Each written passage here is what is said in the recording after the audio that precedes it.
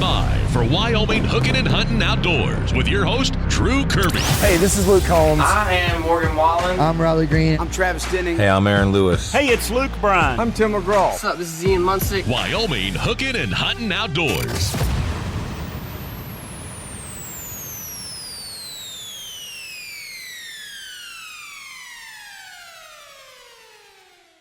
The weather is finally wintertime here, and we brought Janet Millick from Wyoming Game and Fish Department in. And Janet, I know that you and all of your family have been trying to be outdoors as much as possible, but this weekend that we're on now has been the first real weekend of extreme weather that we've had in 2024 and late 2023. You know, that's right, Drew. It has been a wonderful fall and beginning of winter outdoors. We've talked a lot about the advantages of that and the disadvantages. But boy, winter came swinging into us here in Casper over the last, week. We had those couple days of horrendous winds and, -0 wind chills, which, brings you inside pretty quickly. That's for sure. But it's exciting because we're starting to see more ice forming on our reservoirs around Casper. Yeah, I know that Boysen has had ice on it for quite a little while and has good ice, but some of the ones directly here, like Glendo and Pathfinder and Alcova, those aren't with a lot of ice on it. That's right. Things have always been a little bit dicey so far this year, and we've really been issuing a lot of caution to folks to, make sure you're making good choices when you get out there. And that's why we have Jeff Glade here with us. He's our Casper Region Fisheries biologist, along with Nick and Matt. And he's here to tell us a little bit about some ice safety stuff, as well as what anglers might expect. Yeah, Jeff, we appreciate you coming on, and let's talk real quick about, some of the ice and how it is at, say, Glendo and Pathfinder and Alcova at this point. Yeah, so right now we've gotten some reports in that Glendo's been freezing over pretty well, and the tournament should have had a good weekend here. But everybody should be cautious to be safe. When ice forms really quick, like it would have done over this really hard cold snap, it can create pressure ridges pretty aggressively because the top layer freezes faster than the bottom, and then it starts to move around after that gets frozen. Alcova still doesn't have very much in the way of good ice. Some of the back bays will be frozen, but we always recommend a high degree of caution on Alcova out in that middle part where there's a lot of flow influence as the river leaves that canyon. And in addition, this year, they're doing some maintenance at Alcova, so there'll be some drawdown. And so the lake will be fluctuating. And when that happens, we all kind of know, you can think about if you have a frozen sink and you drain it, what's going to happen to that ice? It's going to break away from the shore, and it might not be nearly safe to kind of get out into some of those deeper areas. So just remember that even if it appears solid on Alcova, it may be hollow underneath. You just want to make sure that you're watching pretty close. And really being safe anywhere, even somewhere like Pathfinder that is known to have good ice at a lot of times. Over the last couple of years, there have been issues where rescue services had to go and save people because the ice have broken off. Yeah, and that's a function of those pressure ridges. Sometimes you'll have ice that even if you test it 4 or more inches thick on the way out and you're safe to walk on it, you stay out there all day and the midday sun starts to warm up. Those pressure ridges can let go of each other and kind of allow an entire ice flow to move off. So it's just important to keep conscious of where you are and how thick the ice is and what the conditions are changing to. When someone's walking out on the ice for the first time, I say you arrive at Pathfinder and you're the first one there, what are the best ways to go about checking the ice in the areas that you would like to go? One of the things we recommend especially is to don't go alone. Because if something would happen, you're stuck out there, you're by yourself, it's a lot more difficult. But using something like a spud bar or an iron bar that you can kind of tap your way out like a walking stick and make sure it's not going through. Drilling holes every 10 to 15 yards if you can wouldn't be a bad way to go about it, because the ice conditions can be really thick in certain shallow spots and much thinner if you get some kind of like an upwelling or a spring. And then just being kind of cognizant of where pressure ridges are forming or are located. They'll look like upheaves that collect snow drifts into them. So, and really visual checks and then, checks on the ice. And what color ice should you look for? Because I know that there's good ice and there's bad ice, and color can really be a visual. And, Drew, that is always to me something that's super counterintuitive. When I see clear ice, like I get heart palpitations, right? Because you can kind of see under it. It's like, oh, it's not very thick. It kind of stresses me out. And that is actually the safest ice. So clear ice is safer than cloudy ice, which you can imagine has been, maybe frozen and thawed or frozen in separate layers, may have air pockets in it. And so, if you're walking on solid white, it is not as safe as just a couple inches of clear ice. So keep that in mind. And, here at the Game and Fish Department, we recommend a minimum of 2, but 4 is so much better. So go for the 4, don't go with the 2, but that's just our opinion. And, everybody has their own safety net that they want to go with. And so make sure that, you're just being safe out there. So if you are the first person going out, and obviously encouragement of a buddy system, smart to keep one buddy on land and let the other go out and kind of check the ice so that someone has a rope and can pull back? Yeah, to go out, if you're not going to keep somebody on shore, if you're going quite a ways, at least keep some separation so you don't fall into the same hole together. Right. Good point there, too. Exactly. So, go ahead, Drew. No, go ahead.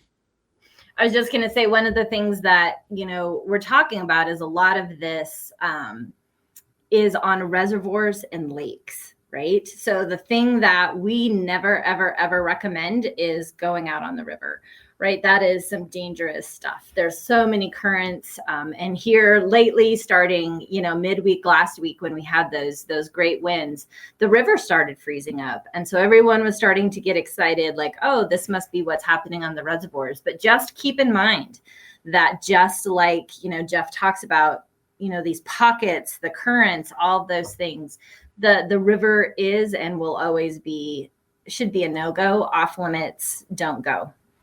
Yeah, and we've talked about that a little bit before. So it's almost the same way as Alcova, where that river is constantly flowing, and it may look frozen solid on top, but it's underneath where it could be very slushy and you could fall through easily.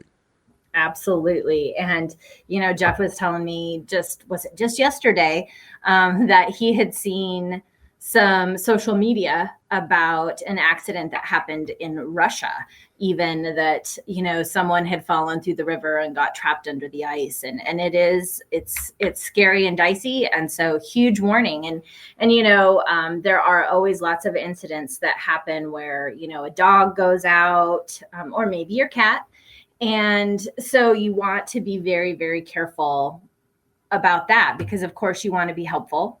You want to go out and get your dog to a better situation, which can sometimes lead to dangerous situations. That goes the same for a reservoir, too. If you have your dog with you and your dog has fallen through, there's a good chance that ice is not going to be safe for you to go on. So you going out to try to retrieve that dog could end up both of you being in and not a good situation.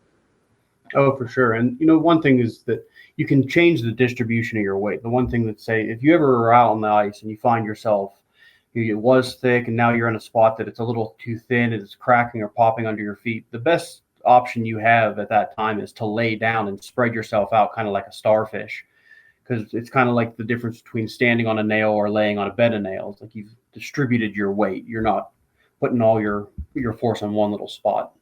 Drew, when I come and see you and you're laying like a starfish out on the ice, I know you need help. So I'll be there for you. Well, Thank you, Jen. I'm glad that you got my back, and at least that time anyway. Yeah, exactly. So the starfish is what I'll be looking for, though. Don't do anything else. I won't help you then. It might sound ridiculous, but it's not. just it's physics. Absolutely perfect. Well, let's stick with this, and let's say the worst case scenario, someone falls in, and it's you're the first person on scene. How should you go about approaching the ice, and what should you do once you find the person that you're looking for? It's kind of similar to how they say on an airplane where like you put your mask on before you help the people around you. like you should certainly still be making sure that you're safe. Like I know time is of the essence, but you need to still be checking the ice, like have your spud bar, tap your way out and find the farthest distance you can get out there. At that same time, you should have people trying to be on the phone or get a hold of emergency rescue services and the sheriff. And then from that point, have your throwable rope or a life jacket. If they're not wearing one, throw your life jacket to them if you're on a safe piece of ice, and just try to keep them buoyed up so that hypothermia doesn't allow them to sink. Because that's really what will happen is your body will just give out after an amount of time being that cold and overworking and go down. And once you get under that ice, it's hard to find your way back out. And then let's say the positive, you're able to retrieve the person and get them out on the ice. Then what are the steps that you should do next? Yeah, so the first one would be to actually remove them from the wet clothes. Wetted clothes take an enormous amount of energy out of the body to try to heat up. So, it might be embarrassing or not, but like with your life or death situation, just remove all of the clothes of the person, try to get them as dry as possible, and then try to find them shelter like inside of a vehicle that you can then turn on and heat up. And if their core temperature is down, the best thing is to try to get them like some hot coffee or hot chocolate or something like that, just to warm up from the core out. Well, it's a scary thought, and one that I know mothers and fathers, and just like Janet said, is one that really is a concern for so many people. It is, and Jeff mentioned it, but I really want to reiterate that emergency services is very important at this, whether it is for rescue efforts or whether it is for health efforts at that time, right? Game and Fish is not your go-to, so don't be looking to us for help in that situation. I know that already, this year we've had some incidences where they've been called out and had to work with people, and it turned out to be a safe situation, so everything was okay. But, everyone will respond, everyone will be there, and we'll be there to do what we can. And at this point, I want to remind folks of Backcountry SOS, which is an app that you can have on your phone. And if you can go online and see all of the locations, the counties that will be able to respond. And so if you're at places like Alcova, you can text 911. So even if you can't have enough cell service to call out, you can text out and it will send them a pin of where you're located. And you can just say something like fallen through ice, hypothermic, and people will know, okay, here's what we need to do to respond. And so keep those things in mind. We're here to help, and just let folks know. Safety first. And there's a lot of ice fishing derbies and tournaments coming up over the next couple of months. So being safe on the ice is the number one thing. And Jeff and Janet, we appreciate it. Thanks, Drew. We appreciate you. And don't forget what the wind will do to ice. We do live in Casper. It's Wyoming Hookin and Huntin Outdoors. It's Drew, along with Brian Woodward from Rocky Mountain Discount Sports. And Brian, it's the cold is finally here, and there's a little bit of ice on a lot of the area reservoirs, so things are looking winter-like. Yeah, we are definitely building ice on a day like today. I am telling you what are we talking? Negative 20, I think, and that's before wind chill. So, yeah, I mean, it'd be like negative 40 maybe, something like that. I don't know. We're not quite to Godzilla, like being able to walk on the ice yet, but a few more days of this, and we're going to get there. Yeah, and, we were talking with Game and Fish a little bit earlier about, the importance of safety with ice fishing and things like that. And you were chatting about the Glendo ice, where Glendo in some areas will have good ice, and some areas it'll have not good ice, but the edges are always kind of sketchy anyway. Yeah, with Glendo pretty much constantly rising up elevation-wise throughout the winter, as that water rises, the ice just kind of pulls away from that shoreline, because the shoreline expands out. So, I mean, it's pretty common for those people that have, fished it on a regular basis that, a good set of planks to get out to the ice. Usually once you're on that ice, it's pretty good. But, it was only a week ago that we had open water out there. And, Reno Cove, there was open water out on that. And then there was quite a few spots down by the dam that still had open water. So guys really got to be cautious out there with especially getting a little bit of snow over the top of that ice. you don't know how thick it is. And so certainly don't be driving side by sides across that ice thinking you're going to zip across to the opposite side of the lake without any problems. It hasn't been that long ago that there was a couple deaths out there.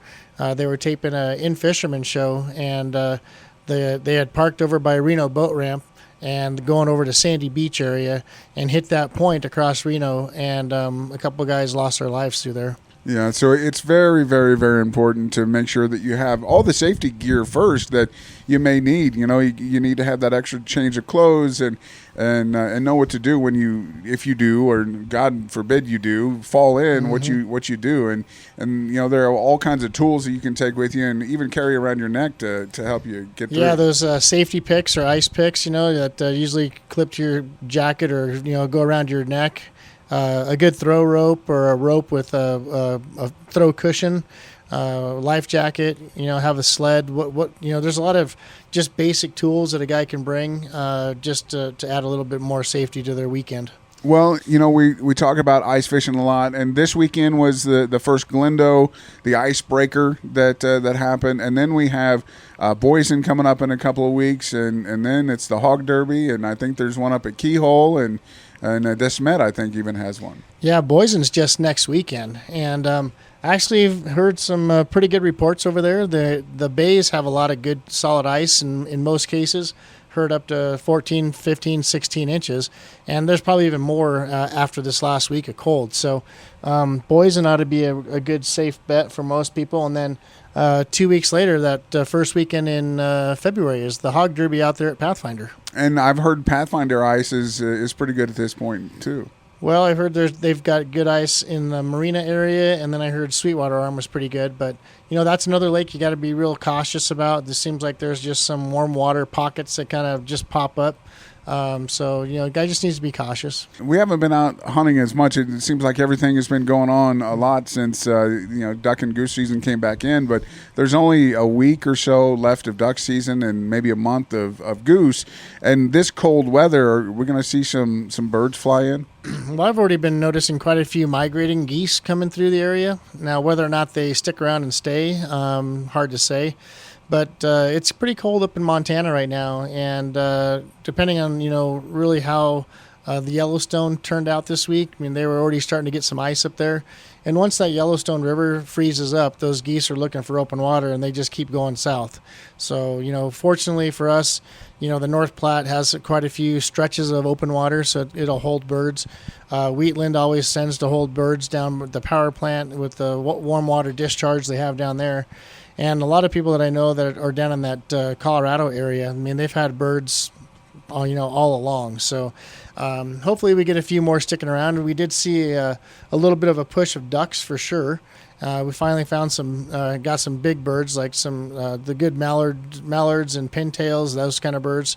A few widgeons came through. So hopefully, for us in this Natrona County area, our duck season closes on the 23rd.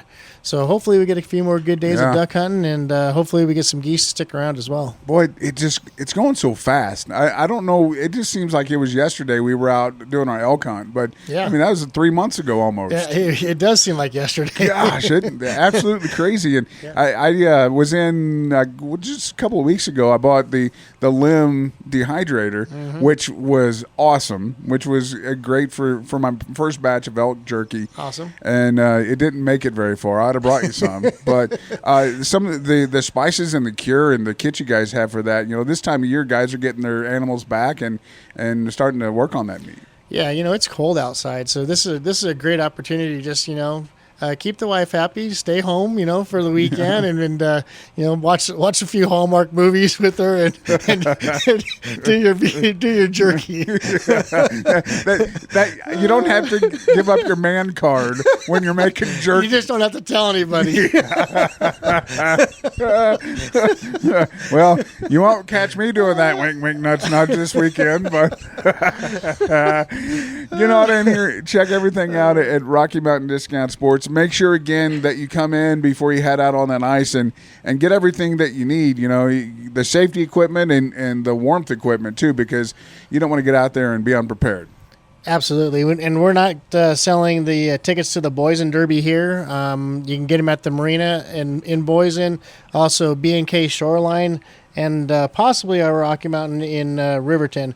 But we definitely have statewide minnows, so as you're getting ready to head over there, come by, stock up on your minnows for the week, and have a good trip. Yep, get out here and check them out. Rocky Mountain Discount Sports. It's Wyoming Hookin and Huntin Outdoors. We're back on the program. Thank you so much. My name is Drew, and you can go follow along in our station's app and listen to any of the episodes that you have missed throughout the last couple of years. And one of the guests that we've had on quite a bit, because we stand behind the Mule Deer Foundation, is the Wyoming Regional Director of the Mule Deer Foundation, Sean Blazak. And Sean, it's getting to be that time of year. We talked to you a little bit before Christmas, but now we're full on banquet season. Yeah, we sure are. There's banquets going on around all over the state now, and we're just getting going and making sure we can make some money so we can help mule deer this coming year. So we have talked in the past when we talked in December that some big projects happened in 2023, and that 2024 there's a lot of plans on the table. Obviously, there are weather conditions and situations that could come up that could deter that. But some of the things on the table are pretty strong. Yeah, there's a lot going on. So, like, for example, this last year we put just over $100,000 into a road crossing down near Kemmer to help, deter those wildlife vehicle collisions. And that way we can help people out and also help deer out down there. So that'll be a great project, and we have a lot of partners on that one, including the federal government funded a great deal with that one. So projects like those are coming up. We also have a bunch of different habitat projects, fencing projects, different things. We did get another biologist in the state, so they'll be able to help out with stuff, mostly with federal funding. So, the money we raise at banquets we can use for on-the-ground projects. And that's the fun part about the conservation groups like Mule Deer Foundation is it's donations and volunteering. That's really the backbone of what keeps these organizations helping out the wildlife throughout the state. Yeah, definitely. Volunteers are our number one thing at Mule Deer Foundation. That's who keeps us going. That's what we are as a volunteer organization. And those volunteers are the ones who raise the money through donations and banquets and such. So, those people who truly care about mule deer and come out and help us either at a banquet or another event or out at a project during the summer are the ones who help us get the money on the ground. And if you don't have time to volunteer, you can always just show up to those events and donate some of your hard-earned money to us so we can get that on the ground. So yeah, there's always options to help out mule deer. And that's another great part is all that money that is donated and purchased, things that are purchased at these banquets goes back into the foundation so that the mule deer situation that has been declining over the last, few years, hopefully we can, work enough to have that remerge and be a strong herd throughout Wyoming. And how would you say at this point the mule deer herds throughout the state are doing? So overall, they're doing all right. And that corner of the state really got hammered last year. So anywhere south of Jackson to Rock Springs and over on I-80 to about almost Laramie got pretty hammered. So those populations took it pretty hard. But if we get good, forage on the ground, good habitat, they'll rebound. It does take years to rebound from something like that. But as long as we can keep that habitat good, those animals should rebound pretty readily. And, of course, you can see this winter is not very hard on them so far. And hopefully we'll get some moisture because we do need it, but we don't want it like last year. We just don't want it to make it so it's, overbearing for wildlife and we lose a bunch again. So. And then that's where all of the banquets come in so that we can make sure that that happens. And the first one of the year is actually here in Casper on the 27th of January. It's out at the hangar, and you still have tickets and tables available. Yeah, we do. It's going to be a fun event. We always do a good event out there. It's pretty busy, so make sure you get your tickets early. There are still some banquet sponsor tables left. Those are for those folks that really have, some extra funds and want to put money on the ground. That actually comes with the conservation partnership where you get to help direct the money. And then we also have some of our lower tables, and one of them actually includes a custom Weatherby rifle that's got our logo engraved on it. It's, an Outfitter Series Vanguard. It comes with that table. So check those out. There's all kinds of different options, all the way down to just singles tickets and couples tickets. So there's still some of that stuff available, but make sure you get it early so you don't lose out and don't get to make it. So it should be a blast. We'll have plenty of different prizes, everything from firearms to artwork to a flamethrower to clear your driveway with, to just random hunting stuff. It'll just be a blast out there, and we always have a good time, raise a bunch of money for mule deer, and get good things done for the next year. Now, also at this year's event, there's a special beer that was made that is all about mule deer and really helping out there too. Yeah, Wild West Brewing in Powell, Wyoming, and Cody, Wyoming, they brewed a special mule deer German Pilsner for us, and they're releasing it statewide at all kinds of different liquor and alcohol stores. So just ask if they don't have it in your store, if they can get it. But it's mule deer German Pilsner, and it's great, and they're going to have it at that event. They'll have it on draft at that event, and you can buy cups at the event to get that beer there too and try it out. It's actually been one of their number one sellers up here in Powell and Cody, and strictly by flavor. So, it's a great beer. So I think everyone will enjoy it. And the nice thing is every time you drink one, Wild West is donating a significant portion to us. And they did such a great job. They even got all the ingredients basically underwritten from different organizations that help them out. So like the yeast companies, the malt companies, all those companies and the grain companies gave them special deals so they could make more money for us on this project. So it's a pretty cool partnership.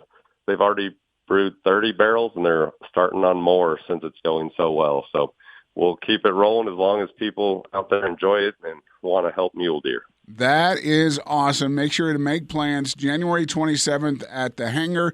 Get over to the Facebook page. Just search for MDF Wyoming, and you can get all the information you need there. And Sean, we appreciate it, and look forward to seeing you here in Casper in a couple of weeks.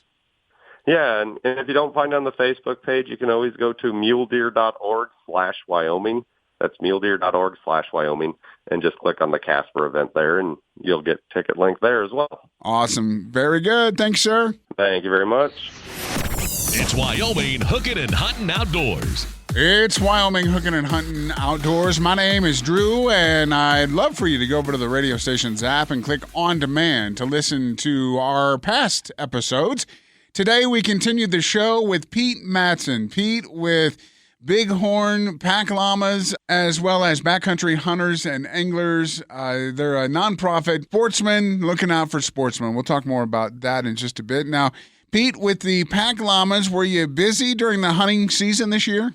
Not so much. We kind of ran into a snafu at the Guide and Outfitters board, so that cut the hunting business off at the knees there for a bit. But we did have some stuff over the summer, so we're looking forward to next year. We're going to switch things up and be able to offer a lot more people a lot more service, I guess. What was the snafu? We have federal permits to operate on the federal land, and we've had those for several years now.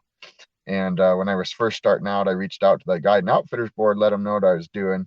They said, as long as I wasn't guiding or taking part in any of the big game hunting, I didn't need a guide or an outfitter's license. So I was operating under the assumption we were all good, and we were good according to our permits, again, on the federal land and everything. So turns out that in the statute, they decided this year or last year that we weren't allowed to do any drop camps related to big game hunting, but anything other than big game hunting we could still do. And same with the pack outs, even though we're just carrying meat and no hunting related gear, that constituted as they include packing in that statute. So that constituted big game packing. So we halted all that activity, and we're going to start offering rentals. So rather than be restricted to where we can get our permits, which is pretty restrictive, just on availability, service days on the forests and everything. With the rentals, folks can take them wherever they want in Wyoming and for almost as long as they want, and kind of go wherever they want with them and not be restricted by our restrictions as the company. So as the rental part would be, so you would just rent the llamas to Joe Schmo and you'll deliver them and then they get them and take care of them for 3 or 4 days, or do you stay with them? Yeah, no, the rentals, it's all on them. So they'll we can deliver on private land, but again, we're restricted by the permits on where we can deliver the llamas. So most folks will come to the ranch and pick up the llamas and the llama packing gear, and we're also doing camp gear rentals, so they can take a wall tent and a stove and cots and sleeping bags, everything they'd need to get out there and enjoy a good hunt. Take that with them and enjoy it for 3, 4, 5, 7 days, however long they'd like, and then bring it all back when they're done. So there's a little bit of education beforehand, especially for the folks who haven't rented llamas and aren't familiar with livestock. But luckily, that's where the llamas come in. They're a lot easier to learn and handle with than some of the other packing options out there. So there'll be an online course that they complete before they show up on the ranch, and then kind of like a checkout test where we just go through everything, make sure everybody understands how the equipment works, how the llamas are going to act, and then send them on their way. So really, it's the same concept. They are just responsible now for getting in, getting out. Yeah, exactly. So, and because of that, they determine where they can go. They can go to the Bighorns, the Sierras. They can go out west to the Wyoming range, the Absarokas, the Wind Rivers, anywhere in Wyoming. And that's the restriction we place is don't leave the state with our llamas without letting us know. You'll run into some legal issues potentially if you get pulled over. So, but no, it gives folks a lot more opportunity to get out and go where they want to go. It's really interesting how if I take the llamas for personal use, renting them from you, that's fine, but you can't bring those llamas out there to help me because then that's considered to be guiding service.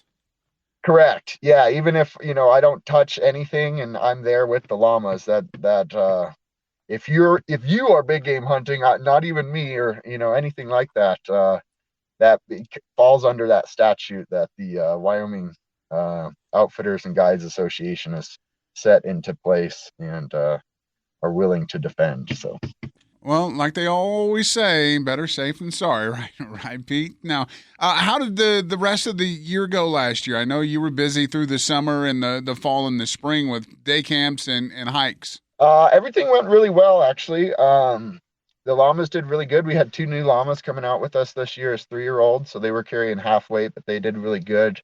The veterans did really well.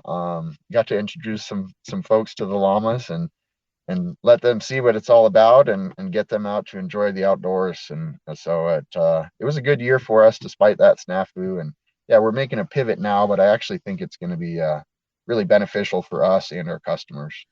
Do you have pretty high hopes for the next couple of years? You said you had some young ones out this year, and as they start growing, are you going to add to the pack even more? Yeah. So on the opposite kind of the ranching side of the llama business, we had a semi-successful breeding season. We didn't have as many cria as we were hoping for, but we had several llamas hit the ground as newborns on the ranch, which was pretty exciting. Really excited about some of those llamas. They've got really good pedigrees and are, probably going to be pretty phenomenal packers. So we've got several llamas coming up through the ranks and have been producing some. We're able to sell one actually just last week, the one male we had. So he was looking really good. And so, yeah, we're offering that as well. And that will be part of the future moving forward is not only breeding and training our own pack llamas, but breeding and training llamas for other folks to buy after they've rented and seen how awesome they are. Yeah. Do you get a lot of repeat folks coming out and saying, "Hey, this was an awesome experience. I want to do this again." Can we have maybe a bigger experience this time? Yeah, so I got a lot of friends in the industry who the rental llama thing is nothing new. A lot of folks who have pack llamas have been renting, since the late 80s, and that's kind of their bread and butter. So our original plan was somewhat different in that we were trying to do the pack outs and things by ourselves, but the rental thing is not new to the llama world, and a lot of those folks are operating strictly on return customers. So we're expecting to kind of not steal business, but share some of that business. A lot of the outfitters I know that are renting llamas are booked out sometimes years in advance, strictly because they're just rebooking to repeat customers who treat the llamas well, and they have a rapport with. So we get a lot of references from other outfitters for the llama rentals. And so, yeah, there's a lot of folks, once you use them, you usually don't stop using them. You try and use them again the next year. Yeah, especially if you have a good experience. Boy, it saves your back to not have to pack that meat out like that. Yes, yeah, that's a big part of it. And then the other part is on the front end, being able to carry in the creature comforts, sleeping on a cot, eating hot meals, having the stove in the tent. If you pack all that stuff in with you, it just makes the entire hunt a lot more enjoyable. But you don't get so drained by the end of it, and then have to face a pack out with a bunch of weight and many miles, and put that on your knees and your back. And the llamas are just there to do it. We'll have to get you out with them just so you can see for yourself. But it's surprisingly simple and easy to pack with llamas, and so that's why the rentals are even an option in the first place. Interesting. It sure is. Pete Matson, bighornpackllamas.com is where you can go to get the process started, find out how you can rent them next year, or maybe this summer get out and do a day hike or a pack trip with the llamas. And Pete, not only are you involved there with your own company, but you're a big part of the Wyoming Backcountry Hunters and Anglers. And how have things been going with that organization? Yeah, things have been going really well. We're still kind of riding the curtails of this corner crossing issue mostly. That's taken up quite a bit of our time and effort over the last few years, but we've been beating that horse, beat it to death, I think, but it won't die. So it's in the appeals process. We should have an answer hopefully next summer, but things are looking very, very promising on that front. Interesting to hear some stories from this hunting season and the opportunities that some were granted and took advantage of. So that's been one of the major issues, but several land transfer stuff has popped up. The Kelly parcel, one of them, the state section that was potentially going to be placed up for auction to the highest bidder, that was actually right up against Grand Teton and had the intention of always being transferred to the park. So we were able to put that on hold for the time being. So we've got our eyes on some issues like that. The biggest issue right now that I've become more and more aware of recently is the auxiliary hunting that's going in on some of these areas that are over objective for elk. So that's something a lot of folks are going to want to start paying attention to if you care at all about elk hunting in Wyoming. It's no new news that the elk are viewed as a problem by some folks, and they certainly have issues with them, but the ideas to address these issues are frankly pretty scary. We've got co-chairs on a commission, the Ag Committee, who was suggesting at one point the aerial gunning of elk and leaving them for the coyotes to eat. Oh, man. We had two guys get paid over $20,000 to kill 129 elk in Area 6, and they actually used a state-tracked vehicle to do it. So these are things that a lot of folks probably aren't aware of, and I think if they were aware of, they would be pretty upset about. So that's what BHA is all about. Unfortunately, I had no idea I'd have to get involved with politics and policy as much as I am now, but that's what BHA is there for, is to kind of keep an eye and an ear on these issues and help bring them to the public's eye and view. And you certainly don't have to be a member to start paying attention to some of these issues, but it does help. The newsletters, the petitions we send out, the events in the community that we develop, our strength comes in numbers, and we want to continue to hunt wild things in wild places, and we're doing everything we can to make sure that's not in danger. How can folks learn more and stay involved with BHA? Yeah, so we're online. We've got a pretty good online presence. You can always reach out to me. I'm on Facebook and Instagram through Bighorn Pack Llamas, but Wyoming BHA has an Instagram and a Facebook. You can always find us online at backcountryhuntersandanglers.org. Wyoming's got our own little subpage on there as well. Like I said, we're going to have some events coming up here in the spring and summer once this cold weather passes.